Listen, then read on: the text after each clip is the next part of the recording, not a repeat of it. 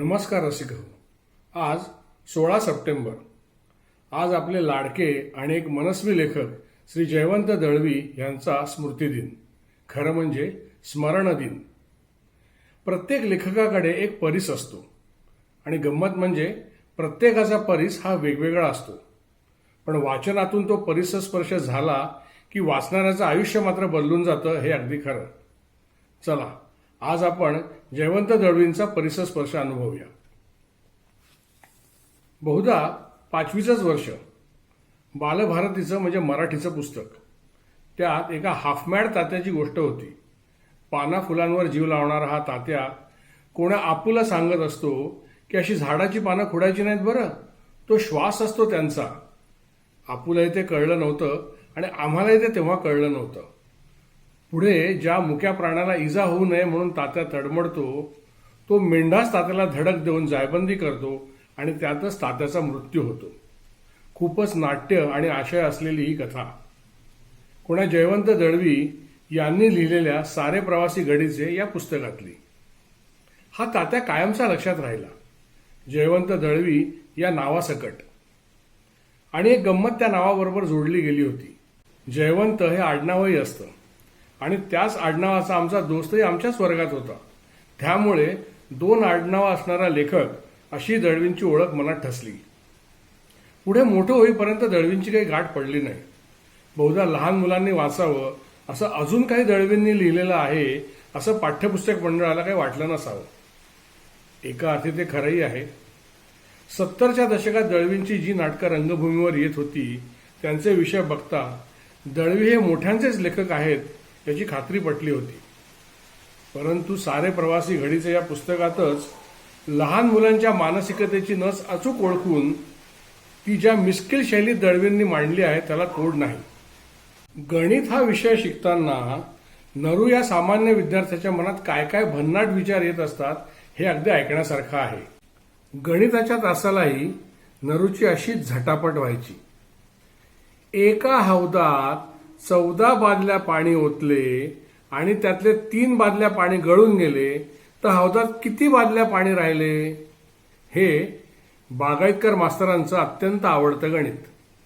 पुन्हा पुन्हा तोच गळका हौद आणि तेच पाणी. फक्त आज 14 बादल्या पाणी टाकले तर उद्या 25 बादल्या. आज 3 बादल्या पाणी गळले तर उद्या 11 बादल्या पाणी गळले. एवढाच काय तो फरक, पण हौद हा गळलाच पाहिजे. पण हे गणित वजाबाकी करून सोडवण्याऐवजी नरूला एकामागून एक अशा रास्त शंका येत. हौद गळका असला तर त्यात मुद्दाम विहिरीतून काढून 14 बादल्या पाणी कोण ओतणार? आणि जो एकामागून एक 14 बादल्या पाणी ओततो तो हौदाची तोटी नीट केल्याशिवाय कसा होतील? आणि बरोबर किती बादल्या पाणी गळले हे कसे काय कळणार? तोटीतून गळले म्हणावे तर 1 बादली पाणी गळताच इसम तोटी बंद का करीत नाही? अशा एकापेक्षा एक जबरदस्त शंका डोक्यात आल्यामुळे हे वजाबाकीचे गणित आहे हे बिचाऱ्याच्या लक्षातच येत नसे. माझ्या घरी एका भांड्यात 7 शेर दूध आहे. ते 3 भांड्यात सारख्या प्रमाणात करावयाचे असल्यास प्रत्येक भांड्यात किती दूध घालावे लागेल? हे बागायतकर मास्तरांचं दुसरं आवडतं गणित. आपल्या घरी उभ्या आयुष्यात एवढं दूध येणार नाही याची त्यांना पुरेपूर खात्री होती. म्हणून माझ्या घरी एका भांड्यात अशी सुरुवात करून ते दुधाचे काल्पनिक सुख घेत असावेत असं आम्हाला कायम वाटे. हे गणित ऐकलं की नरू तुच्छतेने हसायचा. हळूच म्हणायचा, यांच्या घरात 7 शेर दूध, 7 शेर पाणी गावताना मारामार. आणि मग प्रत्यक्ष गणितात डोके खुपसतात त्याला पुन्हा शंका यायच्या. एकाच घरचे दूध ना, मग ते 3 भांड्यात वाटून आणखी 2 भांडी खरकटी कशाला करायची? आणि मग ती घासणार कोण? या व्यवहारातल्या शंका त्याला बेहिशोबी गणिते सोडवायला कधीच उपयोगी पडल्या नाहीत. त्यामुळे त्याच्या पाठीवर नेहमीच भोपळा ठेवलेला असे. त्याच्या शंकांचे कोणीही कधीच निरसन केले नाही. उलट तो ढ आहे म्हणून त्याला इतर कामे सांगण्यातच मास्तरांचा वेळ जाऊ लागला आणि ती कामे करण्यातच नरूचा शिक्षणाचा वेळ खर्ची पडू लागला. 1930च्या दशकाच्या शेवटी तरुण वयातले जयवंत दळवी कोकणामधून मुंबईला आले आणि मुंबईला राष्ट्रसेवा दलामध्ये स्वयंसेवक म्हणून काम करू लागले. स्वातंत्र्य लढ्याच्या चळवळीच्या बातम्या वाचून ध्येयासक्तीने प्रेरित झालेली जी अनेक तरुण मुलं होती, दळवी त्यापैकीच एक. या मुलांनी अनेक प्रकारचे देशसेवेचे कार्यक्रम चालवले होते. त्या काळाबद्दल दळवींनी 42 नंतर नावाचा एक लेख लिहिला आहे. त्यात ते म्हणतात, त्यावेळची देशसेवा थोडी वेगळी होती. त्याग, गरिबी यावर भर होता. सेवादलाच्या कामाकरता आम्ही अनवाणी भटकत असू. कधीकधी 2-2 दिवस जेवत नसू. आम्हाला दाढी करायला वेळ नसते. काम काय तर चंदा जमा करणे, चळवळीच्या साहित्याचा प्रसार करणे, काँग्रेसच्या जाहीर सभामध्ये स्वयंसेवक म्हणून काम करणे, कार्यकर्त्यांच्या रात्री बेरात्री बैठका होत त्यात भाग घेऊन चर्चा करणे इत्यादी. आता ही कामं साधी आणि किरकोळ वाटतात, पण तेव्हा अशा कामामुळे श्वास घ्यायला फुरसत नाही असा आमचा आविर्भाव असे. कोणाकडे साधा निरोप पाठवायचा झाला तरी आम्ही तो पत्रानं पाठवित नसू, समक्ष भेटून सांगत असू. जाताना ट्रॅमनं जात नसू. उद्देश एकच होता, वैयक्तिक खर्च वाचावा, म्हणजे तो संस्थेला देता येईल आणि पायी चालायची सवय व्हावी. मात्र लेखाच्या एका भागामध्ये दळवींनी एक महत्त्वाचा मुद्दा अधोरेखित केला आहे, जो बहुधा दुसरीकडे कुठेही आपल्याला ऐकायला वा वाचायला मिळालेला नाही. ब्रिटिशांच्या जुलमामुळे अवघा देश पेटून उठला होता. महात्मा गांधींच्या चले जाव घोषणेमुळे देशातलं वातावरण चैतन्यमय झालं होतं. त्यातनं प्रेरित होऊन अनेक लोकांनी चळवळीत उड्या घेतल्या होत्या. ही सगळी वर्णनं आपण अनेक ठिकाणी वाचली आहेत. भारताच्या स्वातंत्र्य लढ्याची आपल्या मनातली प्रतिमा या अशाच वर्णनामुळे घडलेली आहे. दळवींनी म्हटलं आहे, 9 ऑगस्टच्या ऐतिहासिक सभेनंतर सर्व मोठ्या पुढाऱ्यांची धरपकड झाली. जयप्रकाश नारायण, डॉक्टर राम मनोहर लोहिया, साने गुरुजी, अरुणा असफ अली, अच्युतराव पटवर्धन, SM जोशी हे दुसऱ्या फळीतील नेते.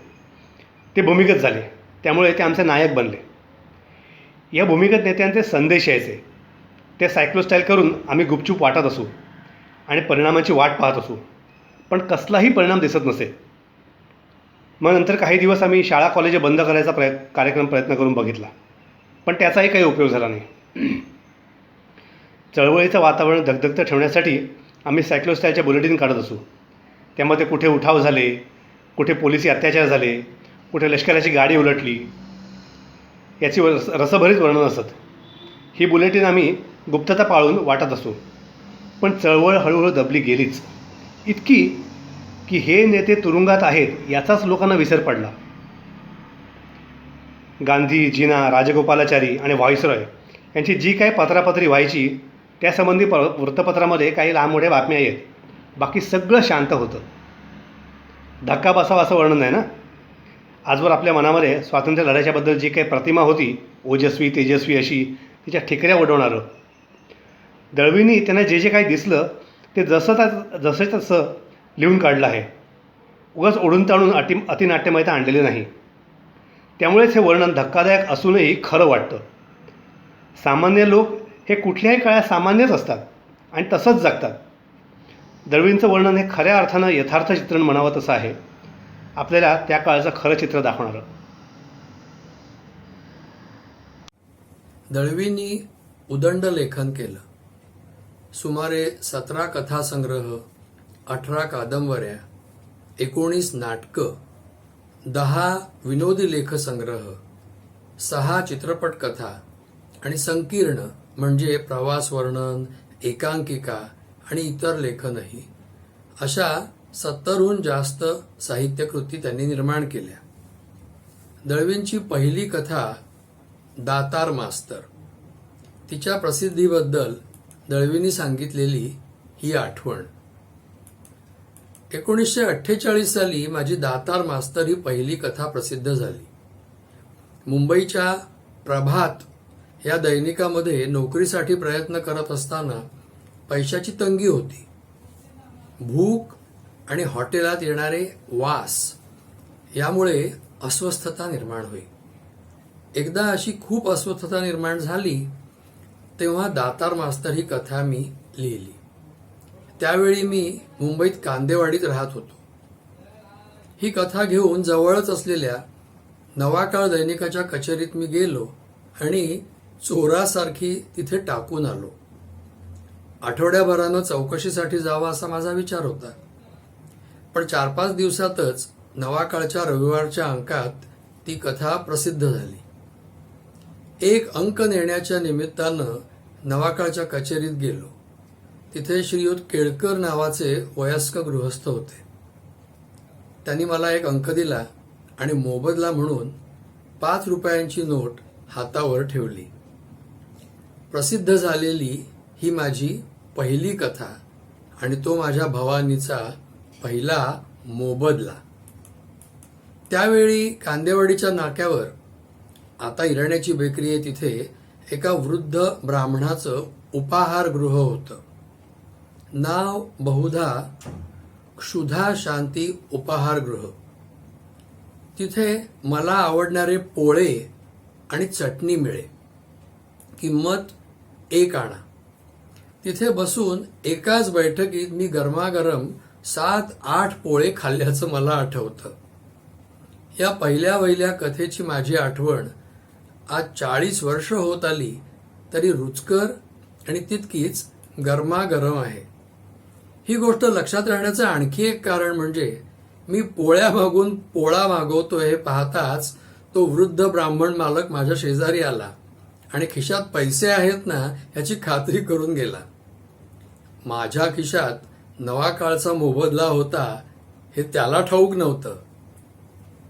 आपल्या कथालेखनाबद्दल दळवी पुढे सांगतात, त्यानंतर साभार परत याच्याशी टक्कर देत अत्यंत उत्साहानं मी कथा लिहित गेलो. लोकमान्य, लोकसत्ता, नवशक्ती या दैनिकांपासून ते थेट कथेची काशी असलेल्या सत्यकथा या मासिकापर्यंत सर्वत्र माझ्या कथा प्रसिद्ध झाल्या. 1950 ते 60 या दशकामध्ये माझा कथालेखनाचा उत्साह दांडगा होता. त्याशिवाय एक विलक्षण धुंदी होती. 1945 ते 60 ही 15 वर्ष कथेच्या दृष्टीनं मुळात बहराची होती. मी वर्षभरात वेगवेगळ्या 5-6 मासिकात तर कथा लिहित होतोच, पण त्याशिवाय 20-25 दिवाळी अंकातही मी लिहित होतो. पुढे काही वर्षांनी हा उत्साह ओसरला.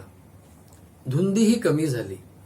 एवढंच काय, कथेचं आकर्षणच मावळत गेलं.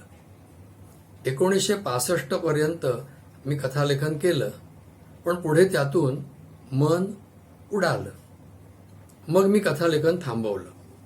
संपादकांची मैत्री आणि आत्यंतिक आग्रह यांना बळी पडून मी त्यानंतरही किरकोळ कथा दिवाळी अंकांसाठी लिहिल्या. आजही लिहितो, पण त्यात मन नसतं. त्यानंतर माझं कादंबरीचं आकर्षण वाढत गेलं.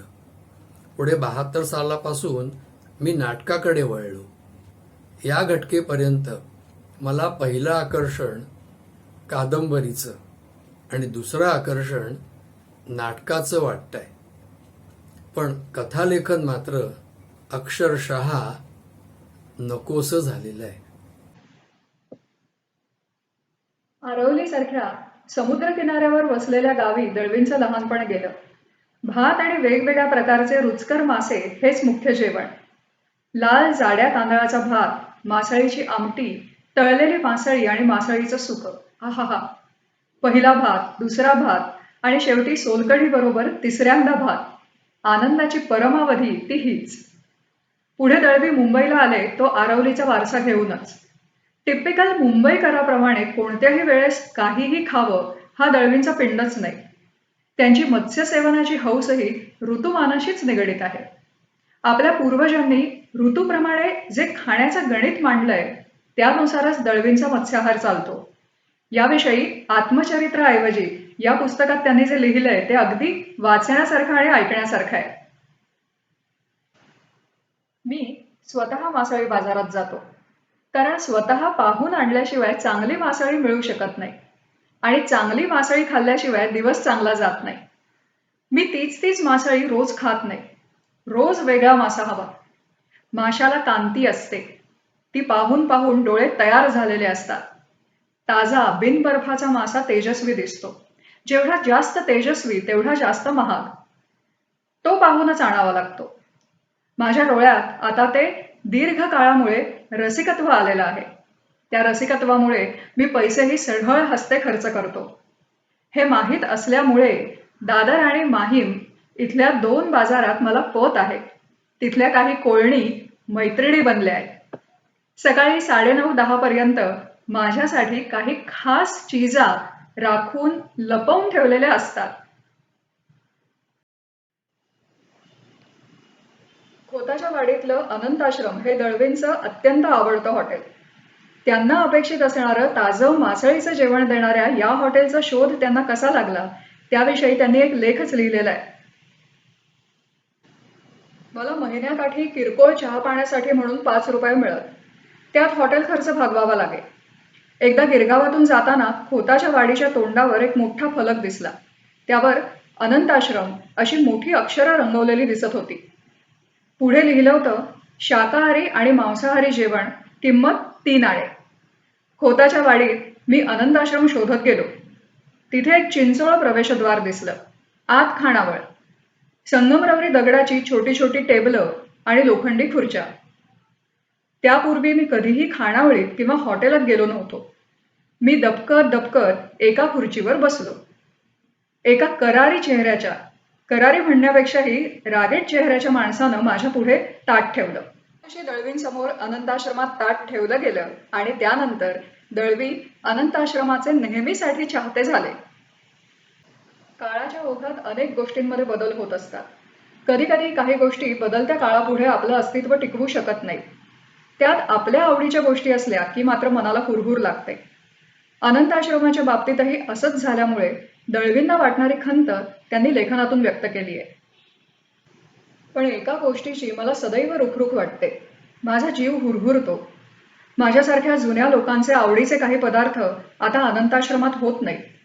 कर्ली, भिंग हे काटेरी पण अप्रतिम चवीचे मासे अनंताश्रमातून हद्दपार झाले. मांदेली गेली, बोट पेडवे गेले.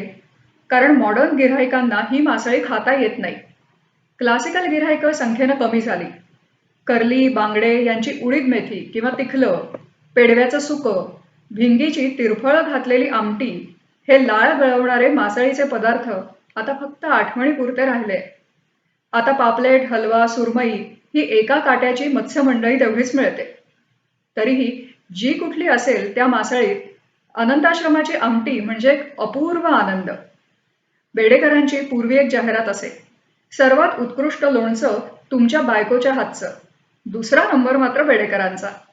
तसंच अनंताश्रमाच्या मासळीच्या आमटीचं किंवा कुठल्याही पदार्थांबाबत म्हणता येईल.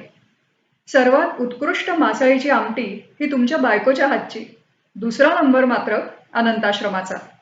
हे बायकोला खुश करण्यासाठी. खरं तर सर्वात उत्कृष्ट मासळीची आमटी अनंताश्रमाची, 2रा नंबर मात्र तुमच्या आमच्या बायकोचा, हेच खरं. असो. मराठी भाषेत प्रवास वर्णन ही आता नवलाईची गोष्ट राहिलेली नाही.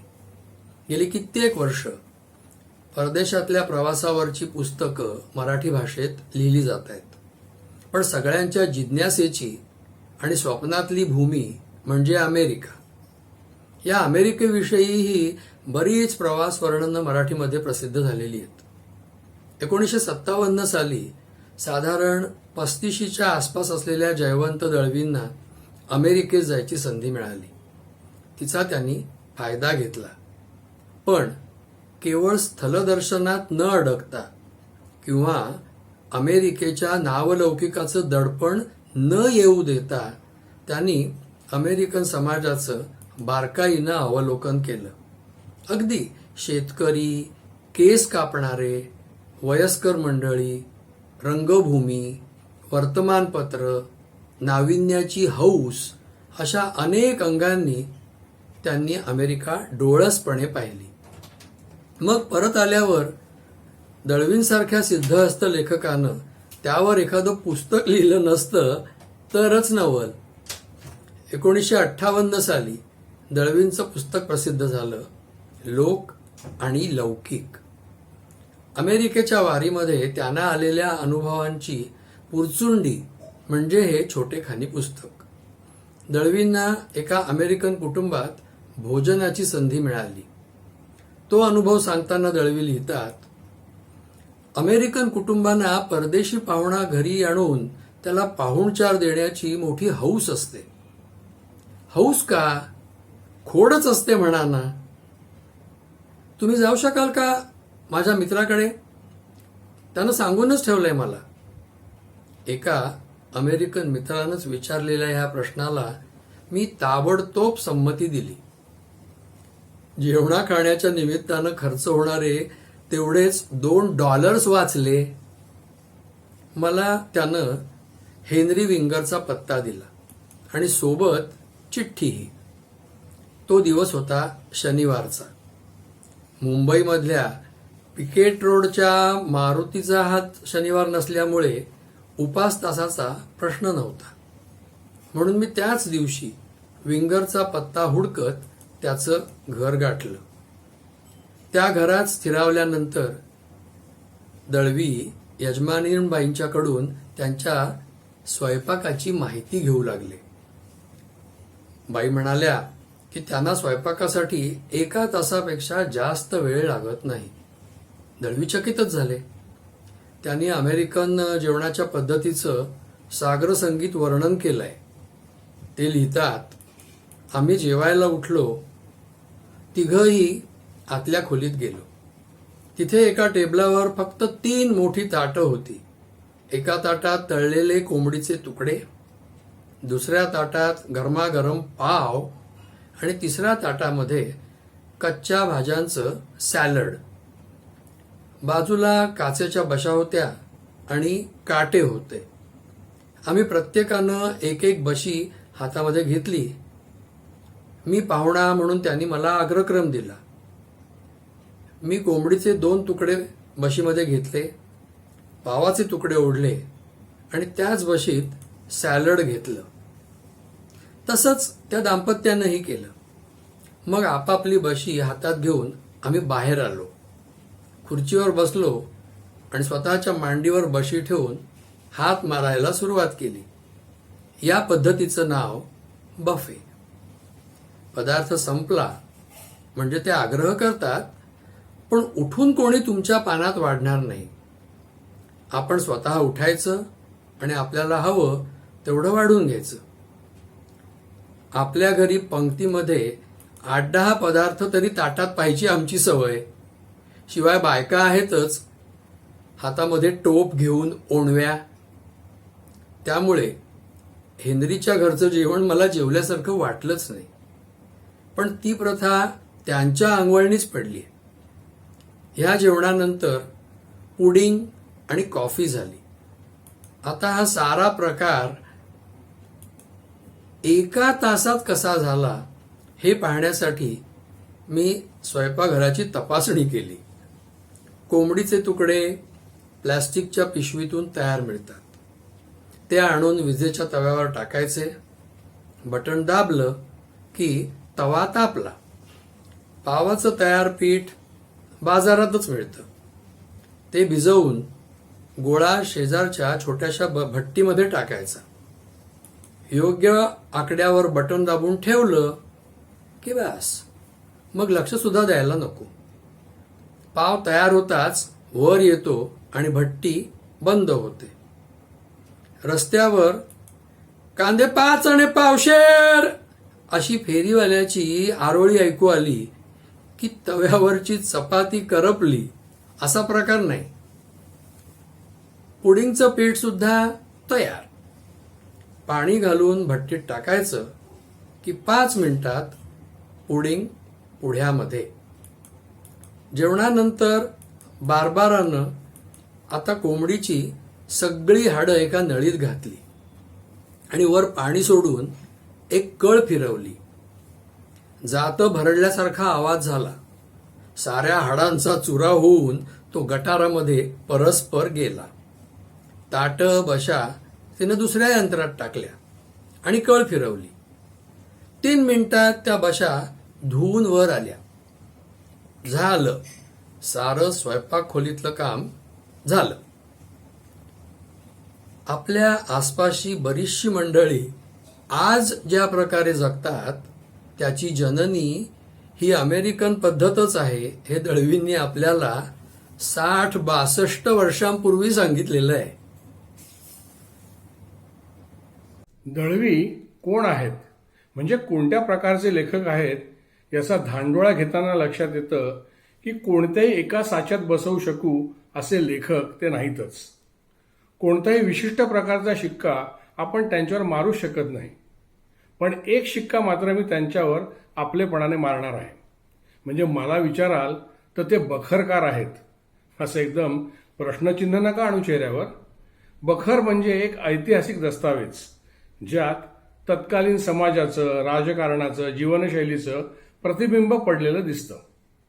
बखरीला त्यातल्या घटनांना, प्रसंगांना, वर्णनांना ऐतिहासिक पुरावा म्हणून ग्राह्य धरत नसले तरी ते सगळं सत्याच्या फार जवळ जाणारं असतं आणि ते तत्कालीन समाजाचा उत्तम आकृतिबंध तुमच्यासमोर तयार करत असतं. आणि याच अर्थाने दळवी ही बखरकार आहेत. त्यांनी लिहिलेला ठणठणपाळ म्हणजे एक साहित्यिक बखरच आहे. ठणठणपाळ हे सदर दळवींनी बरीच वर्ष आधी परचुरे या मासिकात आणि नंतर ललित या मासिकात लिहिलं. त्यातल्या निवडक लेखांची निवडक ठणठणपाळ आणि आणखी ठणठणपाळ अशी 2 पुस्तकंही प्रसिद्ध झाली. मराठी वाङ्मयाचा एकंदर व्यवहार, लेखक, प्रकाशक, वाचक या सगळ्यांचा अत्यंत मिस्किलपणे मांडलेला लेखाजोखा म्हणजे ठणठणपाळ. प्रकाशनाचे व्यवहार, त्यातल्या खाचाखोचा, डावपेच, प्रकाशकांची मानसिकता, लेखकांचे स्वभाव, लकबी, त्यांचे एकमेकांशी, प्रकाशकांशी आणि वाचकांशी असलेले संबंध, लेखन आणि वर्तन यातील विसंगती, गमतीजमती, भाबडेपणा, बेरकीपणा या साहित्य व्यवहारात जे काही असतं त्याचा समायोचित परामर्श म्हणजे ठणठणपाळ. नेमके शब्द, नेमकी टिपलेली विसंगती, नेमकं वर्णन हे या ठणठणपाळचं खास वैशिष्ट्य. दळवींनी पाहिलेले, ऐकलेले मराठी साहित्य विश्वाचे झाडून सारे पाईक या ठणठणपाळमध्ये आहेत. समकालीनांपैकी एकही लेखक, प्रकाशक असा नाही की ज्यावर ठणठणपाळचा मिस्किल हातोडा पडलेला नाही. प्रस्तुत सदर दळवी ठणठणपाळ या टोपण नावाने लिहित असल्यामुळे संपूर्ण साहित्य विश्वात हे ठणठणपाळ म्हणजे नक्की कोण याविषयी अनेक वर्ष प्रचंड उत्सुकता होती. त्या तिरकस लेखनशैलीमुळे ठणठणपाळ म्हणजे पु ल असाही समज काही काळ प्रचलित होता. पुरुषोत्तम धाकरस, ज्ञानेश्वर नाडकर्णी हेच ठणठणपाळ असावेत असाही काही धुरंधर साहित्यिकांचा कयास होता. शेवटी 1969 साली पॉप्युलर प्रकाशनचे सदानंद भटकळ यांनी याचा रहस्यभेद केला आणि ठणठणपाळ म्हणजे कोण हे जगाला कळलं. त्यावर दळवी खेद व्यक्त करतात की गुप्त राहण्यातली गंमत मात्र कायमची नष्ट झाली. ठणठणपाळने सगळ्यात जास्त चेष्टा कोणाची केली हे दळवींच्या शब्दात ऐकण्यासारखे आहे. एकदा प्रारंभीच्या काळात म्हणजे बहुतेक 1964 मध्येच असावे, केशवराव केवठावळे माझ्याकडे आले. बोलता बोलता ठणठणपाळचा विषय निघाला. ते म्हणाले, गंगाधर गाडगीळ खुश आहेत बुवा तुमच्यावर. मी विचारलं, गाडगीळ काय म्हणाले? केशवराव म्हणाले, गाडगीळ म्हणाले की, आणि केशवराव एकदम थांबले. गाडगिळांनी उच्चारलेला इंग्रजी शब्द काही त्यांना आठवेना, पण त्यांनी तो आपल्या छोट्या डायरीत टिपून ठेवला होता त्याचा अर्थ काय विचारण्यासाठी. शब्द मराठीत लिहून ठेवला होता. गाडगीळ म्हणाले होते, हा माणूस म्हणजे जो कोणी ठणठणपाळ आहे तो व्हिशस आहे. व्हिशस हे प्रशंसा करणारे विशेषण आहे असा कोठावळे यांचा समज झाला होता. मी एकदम मोठ्याने हसलो. मला हसूच आलं. मी इंग्रजी मराठी शब्दकोश उघडून त्यांना अर्थ दाखवला. व्हिशस, दुष्ट, दुर्गुणी. तो अर्थ वाचताच कोठावळे यांचा चेहरा एकदम पडला.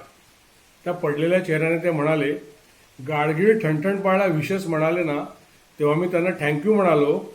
मला पुन्हा मोठ्याने हसायला आलं, कारण कोठावळे यांनी थँक्यू म्हणताच गाडगिळांचा पडलेला चेहरा मला स्पष्ट दिसू लागला. पुढे ललितमधून ठणठणपाळाने अनेक वेळा गंगाधर गाडगिळांची पुष्कळ चेष्टा केली. गाडगिळांना ती चेष्टा आवडत नव्हती असेही कानावर येत होते, पण मी त्यांची चेष्टा करतच राहिलो. इतकेच नव्हे तर काहीतरी बोला, लिहा, कुणावर तरी हल्ला करा, त्याशिवाय मला विषय मिळत नाहीत असेही मी त्यांना भेटीत सांगत राहिलो. क्वचित पत्रही लिहिली, पण ठणठणपाळने केलेली चेष्टा त्यांना फारशी आवडली नसली तरी त्यांचे आणि माझे मित्रत्वाचे संबंध मात्र कायम राहिले. ठणठणपाळचे दुसरे मोठे गिराईक म्हणजे श्रीपू भागवत. श्रीपू भागवत आणि खटाववाडी यांची मी आजवर जेवढी चेष्टा केली तेवढी दुसऱ्या कुणाची केली नसेल. श्रीपू भागवत म्हणजे अत्यंत गंभीर प्रकृतीचे आणि मितभाषी. त्यांच्या मितभाषीपणावरून दळवींनी त्यांची चांगलीच चेष्टा केली आहे. ते ठणठणपाळमध्ये लिहितात, बने आता 4 पावलं पुढे चल बरं. आपण त्या प्रख्यात खटाववाडीमध्ये चाललो आहोत. इथे सत्यकथा मासिक आहे. आता हसू नकोस. हसायचे असेल तर येथेच हसून घे. वर वातावरण अगदी गंभीर हवे. सत्यकथेत विनोद नाही. बने तो पहा एक नवा लेखक गंभीर चेहरा करून खाली उतरतोय. कारण काय माहित आहे? जमली नाही एवढे 2च शब्द संपादकांनी उच्चारले असणार. अरे बापरे, तो पहा दुसरा एक नवा लेखक कसा हसत सुटलाय. काय झालं असेल बने? बरी आहे एवढे 2च शब्द त्या संपादकांनी उच्चारले असले पाहिजेत. बने त्या कोपऱ्यात जे 2 लेखक मान मोडून बसले आहेत ना, ते आपापल्या कथा संपादकांच्या सांगण्याप्रमाणे रिपेअर करत बसले आहेत. श्रीपूंना विनोद चालत नाही, चेष्टा आवडत नाही. ते काही झाले तरी आपला गंभीर चेहरा बदलणार नाहीत असा त्यांच्याबद्दलचा सर्वत्र समज. त्यांची चेष्टा करता करता मी तो समज पक्का होईल इतकेच नव्हे तर वाढेल असेच प्रयत्न केले. तरीही त्यांनीच ती चेष्टा चेष्टेवारी नेऊन जास्तीत जास्त एन्जॉय केली असा माझा समज आहे. केशवराव कोठावळ्यांचा भाबडेपणा, दळवींचा मिस्किलपणा, गंगाधर गाडगीळ आणि श्रीपूंच्या मनाचा मोठेपणा सारेच विलक्षण. दळवींचा स्वभाव तसा भिडस्त आणि एकलकोंडा. त्यामुळे ते कधी फारसे कुठल्या घोळक्यात किंवा गटात शिरले नाहीत. त्यांच्याच म्हणण्याप्रमाणे ते दूरवरून टेहळणी केल्याप्रमाणे किंवा दुर्बिणीतून पाहणी केल्याप्रमाणे ओळखीची आणखीन लगट करू बघणारी माणसं हेरू शकायचे आणि ते आधीच मार्ग बदलायचे. याचा अर्थ ते माणूसघाणे होते असा अजिबात नाही. उलट मधुसंचय करावा तशी त्यांनी माणसं जोडली. नुसती जोडलीच नाही तर ती वाचून काढली. त्यांची स्वभाव वैशिष्ट्य, बारकावे टिपले, लकबी हेरल्या. त्यांच्या कार्याविषयी माहिती जमवली आणि त्यांचं कार्य अनुभवलं आणि मुख्य म्हणजे वेळोवेळी सगळं शब्दबद्ध करून ठेवलं. साहित्य प्रवासात भेटलेल्या सुमारे 30 ते 32 जणांचं छोटेखानी शब्दचित्र त्यांनी परममित्र या त्यांच्या पुस्तकामध्ये संग्रहित केलेलं आहे. कवी, लेखक, प्रकाशक, नाट्यदिग्दर्शक अशा अनेक दिग्गजांची मांदियाळी या पुस्तकामध्ये आहे. 1994 साली हे पुस्तक प्रसिद्ध झालं. बहुधा हे दळवींचं शेवटचं पुस्तक. सर्वजणांचा हृदय आणि रंजक असा परिचय दळवींनी या पुस्तकात करून दिला आहे. एखाद्या साहित्यकोशासारखंच हे पुस्तक आहे. यातला जी. ए. कुलकर्णी यांच्याविषयीचा हा किस्सा बघा. जी. ए. हयात असताना त्यांच्या एका जिवलग मित्राने मला एक गोष्ट सांगितली. हे मित्र धारवाडला जी. एनच्या घरी त्यांना भेटायला गेले होते. ते सकाळी जी. एनला भेटायला गेले. जी. ए. तेव्हा माडीवर होते. त्यांची बहीण माडीवर गेली आणि तिने खाली मित्रवर्य बसलेत असे जी. एनला सांगितले. बहीण खाली आली आणि मित्रवर्यांना म्हणाली, बसा, जी. ए. कामात आहेत, 10 मिनिटांनी येतो म्हणाले. मित्रवर्यांनी समोरचं वर्तमानपत्र उचललं आणि नाकासमोर धरलं आणि अकस्मात त्यांना भास झाला की माडीवरनं कोणाचे तरी पाय उतरत आहेत. जिन्याला गज होते आणि गजावर पडदा सोडला होता. पडदा थोडासा तोकडा होता. खालून पाय दिसत होते. ते पाय जी. एनचेच आहेत हे मित्रवर्याने ओळखलं. आता माडीचा बंद दरवाजा लोटून जी. ए. बाहेर येतील असे त्यांना वाटलं. पण ते पाय बंद दरवाजामागे तसेच स्थिर होते. जवळपास 10 मिनिटं जी. ए. बंद दरवाजामागे उभे होते. 10 मिनिटांनी ते दरवाजा लोटून बाहेर आले आणि हसत त्यांनी मित्रवर्याचे स्वागत केले. कामात होतो, 10 मिनिटं वाट बघावी लागली, माफ करा वगैरे औपचारिक बोलून त्यांनी दिलगिरी व्यक्त केली. हे मला मित्रवर्याने सांगितले तेव्हा ते चकित झाले होते. पण मला काही फारसे आश्चर्य वाटले नाही. मला गंमत वाटली. जी. ए. आयुष्यभर असंच काहीतरी करत आले होते. आता हा आणखी एक किस्सा बघा. येथे परसुरे प्रकाशन मंदिराचे मालक आप्पा परसुरे जी. एमबरोबर गप्पा मारत बसले होते. गप्पांच्या ओघात आप्पांनी जी. एनना प्रश्न विचारला, जी. ए. तुम्हाला कोणत्या प्रकारची माणसं आवडत नाहीत हो? त्यावेळी अर्थात जी. ए. आपल्याला कोण कोण आवडत नाही याबद्दल बोलत असणार. जी. एनच्या हातामध्ये पोह्यांनी भरलेली बशी होती. आप्पांच्याही होती. जी. एनने आपल्या बशीतले थोडे पोहे चमच्याने आप्पांच्या बशीत ओतले आणि म्हणाले, खा, हे न खाणारी माणसं मला आवडत नाहीत. हे ऐकून आप्पा चक्रावले. पहिल्या वेळी हे ऐकताना मी मनातल्या मनात उद्गारलो, ही जीएनची बुवागिरी. बरेचसे बुवा असंच काहीतरी करत असतात. मी जीएनना भेटलो असतो तर त्यांच्या या गोष्टीची मी चेष्टा केली असती, त्यांना डिवचलं असतं.